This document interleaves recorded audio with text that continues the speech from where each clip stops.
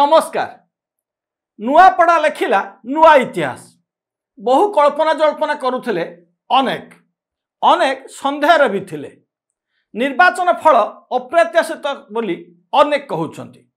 एहा जंत्रादेश बोली अनेक आलोचना भी करुछंती।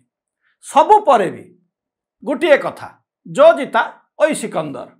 एणु बीजेपी रा जय ढुलकिया जे नुआपड़ा उपनिर्वाचन जीति विधायक होइछंती एहा सत्य। एठारे अन्य कथाटी स्मरण कर उचित मन करुछि जे आमर रिपोर्ट थिला सही कथा कि ओडिशार अनेक गणमाध्यम अछि, अनेक बड़ सांबादिक अछंती, किंतु केते निरपेक्ष ताहा आपण माने जानंती। किंतु आमे आज जाए जहा ठीक बोली अनुभव करिछु ताहा ही कहि थाउ। ताहा जदि कहा सपक्ष रे गला एवं सेथि पई जदि केही आमकु अमुक दलर एजेंट बोली कहिले सेथि पई आमे दुखित। कारण कौनसी ना कौनसी फल तो कहा सपक्ष रे जीव, किंतु ताहा केते ठीक ताहाकु आपण विचार करिवे एवं परे मत लिखिबे।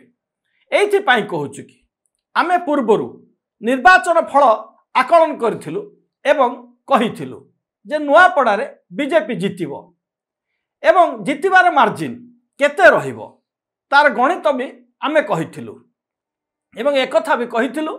आम आकलन थिला गत थरर भोटिंग प्रतिशत को नहीं भोट प्रतिशत जेते बढ़िबो जितिबार मार्जिन सेते बढ़िबो।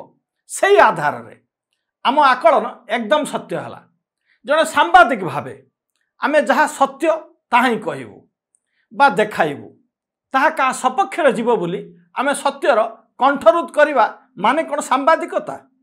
मात्र किछि मत रखिले कि आमे बीजेपी रो एजेंट बोली इत्यादि इत्यादि एहाको आमे विचार को नहीं नाहु। एथि पई कि से बंधु माने कौनसी एक दलर कर्मी होइथिबे निश्चित कथा। एणु निज दल सपक्ष रे कथाटी न गले आमको गाली देबा स्वाभाविक। मात्र आमको देखिथिबा एवं मत रखिथिबारु सेही बंधु माननक ठारे आमे कृतज्ञ।